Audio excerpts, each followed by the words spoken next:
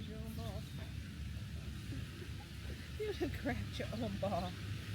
You done grabbed your own ball.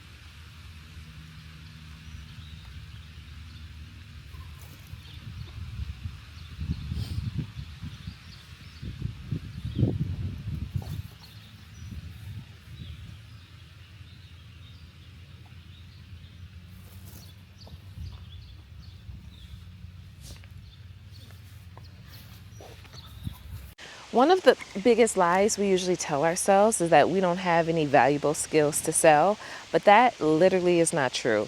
You use valuable skills every single day. You just only been paid by one employer for those skills. So sometimes it's hard to sit down and think, oh, what would somebody pay me for? What do I know how to do outside of my job?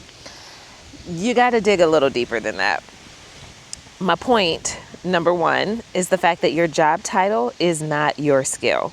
Most women will identify their title instead of the skills they have underneath it. Oh, I'm a patient care coordinator. Oh, I'm administrative assistant. Oh, I'm an executive assistant. Or, oh, I'm an ultrasound sonographer. But do you know all the skills that are actually listed under your job title? I'm going to help you. Okay. If you are in healthcare administration, that's patient advocacy. You are helping them navigate insurance, medical scheduling, care coordination. Those are all skills that you can list underneath that position. If you're a registered nurse, patient education, health coaching, you sit down with those patients and have to go over their medications and what they take and the time that they take it and different things along those lines. Medical education, organization under pressure. If you are a teacher, oh honey, first off, commending all the teachers because I know these kids can keep y'all busy.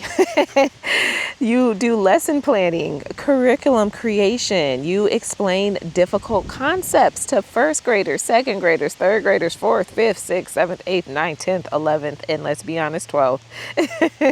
And then classroom systems. Hi, Cardi. She wants me to throw the ball. She took this ball out the bag, y'all. I did not do that because I wanted to record this video. But she went in there and just took it out herself. You do classroom systems. If you are an executive assistant, that's calendar management, organization systems. Maybe you do travel planning for your boss and his family and their kids going on trips, and you organize the whole concept. You plan the dates, you plan the itinerary around the dates, you book everything in a timely manner. The schedule is on par for all 3 days of the trip. You do process documentation, SOPs even, I'm sure. Administrative assistants, you document creation, inbox management, organizational management, office organization, and communication, which is one of the main skills you have to be effective at these jobs. Do not sleep on that one. Retail managers, shout out to y'all because I spent 18 years in that game. Team leadership, organizing and getting teams of 5, 10, 15, and 20 together to get on the same page for the outcome of the goal and increasing revenue. You're a part of those numbers and metrics, so please make sure you're adding that stuff on your resume. Training employees, onboarding, you wear the HR hat too, and you know exactly what I'm talking about. Even when there's turnover, you have to unfortunately fire or let somebody go. You have customer experience that goes for any market. And hiring skill sets and abilities, needing to be able to look at someone's resume and see their transferable skills, see if they're going to be a good, valuable asset to your team, to the position that you're hiring for, and being able to essentially spot top talent and develop and train people for the future pipeline. Store associates, product knowledge, customer service. Sometimes y'all are the first experience that people have and the last experience that people leave. And you usually account for why they choose to come back. So don't sleep on that either. Visual merchandising, oh, sales, being able to generate revenue, increase ROIs, KPIs, and all the other additional metrics.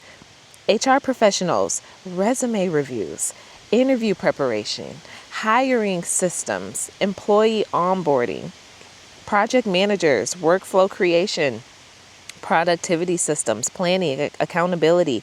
If you are a counselor, workshops, journaling resources, psychoeducation, group facilitation, being able to lead other group organizations, group facilities, group conversations. Operations manager, like myself. Shout out to y'all. SOP creation, process improvement, documentation, and business organization. Those are all many different hats that you have to wear. Photographers, you may do editing presets, posing guidelines, lighting education, business education. The best time to shoot in the day, how to spot a good photo, just different depths. Graphic designers, Canva templates, brand kits, social media graphics, design education. My list can go on and on. But that leads me to my second point. Like, people have probably been telling you your answer for years. And I know you've heard this before. What do people usually come to you and talk about? What do people usually ask? Like, think about the thing that people always text you about. Renee, how do you do this and that? Lately, for me, it's been a lot of YouTube questions from my friends that I didn't even know were all subscribed to my channel. It's like sometimes your friends and family support in the background, but then they'll pop up, right? I had an old friend FaceTime me yesterday. Did not recognize the number at first, and he congratulated me on my YouTube. I said, oh, I didn't even know that you were watching. And he's like, yeah, I see you. That's impressive. 8 months, over 6K subscribers. Like, you go. I'm like, well, thank you. So now I've added that to my skill set and my resume. But think about what people text you about, what they commend you about. What do they come to you for and ask you for? Do they usually ask you, can you look over my resume? Or, Cardi, come back here. Cardi, come. Good girl. Good girl. Look at my girl. She's doing so good. Do they usually ask you, like, how do you get so organized? How do you set up your systems? Like, how do you keep it together? Can you help me plan this? One of my best friends, she's so good at itinerary planning, and she's a therapist, but you travel to Italy, you travel into Turks and Caicos, it doesn't matter. She will have everything organized, planned for you, down to the minute, down to the event, down to the location. And she's doing that quite literally for her wedding right now too. How do you budget like that? Like, how do you know how to manage your money like that? Can you help me decorate this? Or how do you always stay so organized? Like, think about it, and maybe look back at the last couple text messages or voice memos that you had from a few people that were asking you different questions like that. Put all those questions together and put them in ChatGPT. Or better yet, take a moment, put all those questions together and do a brain dump. That's one of my favorite things to do and one of my favorite ways to start the day. I'll do a brain dump so I can just get all my thoughts out of my body and out of my head, and I let them be imperfect. And maybe it's from a place of vision, like that dreamy place of, oh, if I didn't have to do this, I would love to be working or owning a flower shop. I'd love to have, like, making bouquets of flowers on a daily basis. I don't know, whatever that thing is that you usually imagine yourself doing if you're not actually doing the job that you're doing. Like, when you imagine how your day is, sometimes you got to reverse engineer it too. Imagine how you want your day to feel and be, and how you want to wake up, and then what consists of your day, and then how the work that you are interested in doing incorporates itself in your day, how you're building your day around the work that you want to do. And then go from there with ChatGPT and input the things that people say and see how they merge together. Okay, maybe that's me. I thought I heard some type of hybrid bug. That leads me to my next point. You don't need a business. You need one option. And y'all have heard me preaching this from the rooftops. I'm not telling you to quit your job tomorrow. Come back here, Cardi. I'm not telling you to quit your job tomorrow. I'm just simply saying that there's like one skill you've been using every day that could eventually become more than one income stream. And sometimes we just don't see it. We don't realize it. But we need to take the time to do that. And that's exactly what we're going to do.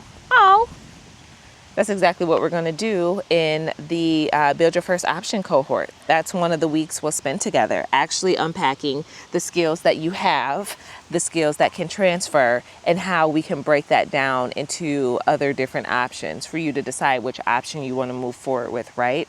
I'm going to use myself as an example, especially if you're new here. So my background is 18 years in retail leadership, which also transitioned to operations leadership. I've worked in healthcare, I've worked in tech, fintech for startups, and I'm currently in a nonprofit sector transitioning out. As y'all know, I've given my resignation letter.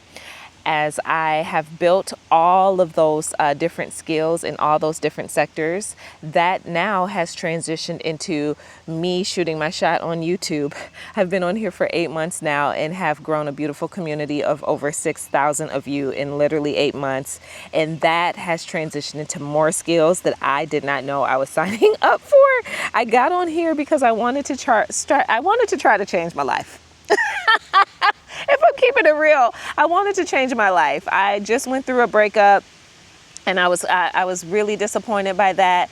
I needed something to get my mind off of the breakup. I needed an outlet, and I knew I wanted to show up online, but Instagram just didn't feel like the right place. So I got inspired by my coach to do 100 days straight on YouTube, and I did it. But the skills that I have built since I chose to just do this have really blown my mind. It's helped me to become a better speaker. It's helped me to feel more comfortable and confident on the camera, to feel more comfortable in any setting where I may be speaking in front of like multiple people now. It's helped me to really just refine and like make my messaging more concise. And every single video is an opportunity to keep doing that and keep doing that and keep doing that. But it's also grown my options because now it's generating extra money for me that is close to surpassing my 1 month's paycheck from my full-time salaried job.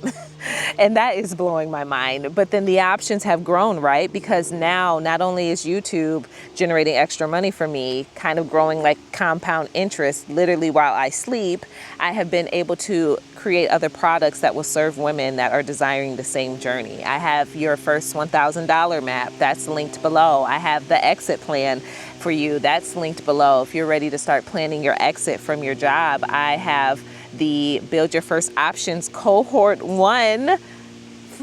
I never thought this was going to happen. So unplanned, but here we are. I have that linked below because we start July 11th and doors close July 10th. So if you're wanting to do this with a community, if you're wanting to figure out how can I unpack my 15 years of skills, what can that do for me? I've been teaching these kids for 15 years. What do I do with that? A lot. You actually have a lot you can do because your teaching skills and curriculum can transition into something else that you either enjoy, or maybe there's some type of product that you want to build and make for the kids. Maybe you saw a gap and an opportunity in what they were learning, or a fun way to do something. Maybe you had this really awesome way that just landed and connected with them. And it's summertime and now they're home, they're free, or maybe they're at camp, and you can create a product for them and their parents and send it out and build your own email list and become like an extension of support for them in your own unique way. So you're taking it's so dope if you really look at it. I know some of these jobs may be wearing you out, stressing you out, or burning you out. They are paying you, and and don't let that go to waste, because there's something that you can take away from that. Your first client, your job is your first client.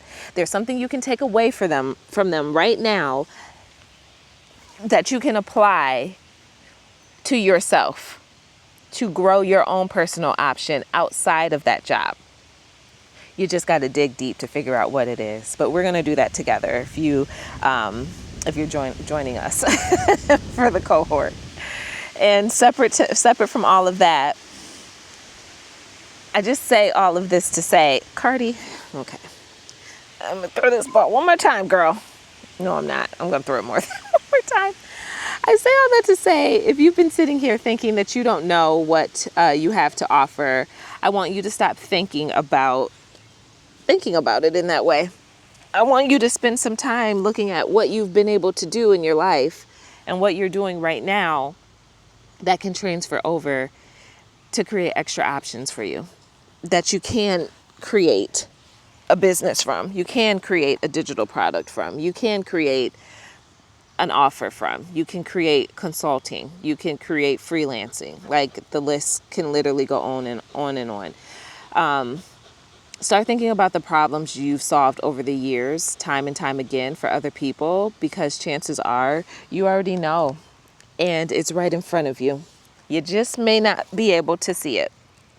So, if you are needing support with that next step, the Build Your First Option cohort is open. Shout out to the ladies that are already in the room. I was talking to my girlfriend about it yesterday over dinner, and I think she's signing up too. But I'm so excited because sometimes you just need that extra push, right? Like that's what really helped me to keep going. Just seeing my coach consistently show up for those 100 days on YouTube and just feeling encouraged. And now I'm in 2 communities myself that are really supporting me to like push to the next thing, because now I'm like, okay, what else do I continue to do? Where else does this go? What other options do I have? And trust me, as I'm learning, I'm sharing them with y'all so you can learn and you can try it too. But this is quite literally where you start. I want us to start with step 1, and in the next 6 weeks, you will have your first option out in this world available and people will know about it. So you will be a little visible. It's going to be uncomfortable, but I'm here to push you through the discomfort because I know you're capable. I know you're more than able, and your job knows that too. That's why they got you there. That's why they pay you enough to stay. They pay you enough to stay stuck and enough not to leave. But we got things to do. We got a life to live. We got places to go, and we got personal PTO time we need to be using so we can really enjoy the fruits of our labor. So, yeah. Build Your First Options cohort is open. Click the link in the description. If you're not already a part of my community, I'd love to have you here. Subscribe, and until the next video, I'll talk to you later. Actually, I got a question. I'm actually curious because I want to know if some of y'all do know what some of your options could be. If you know what some of your transferable skills are, or maybe you have an idea of what you want to do, leave that in the comments because I want to read them. Okay, now I'm done. All right, y'all. Bye. Cardi says bye too. Hi, Kurt.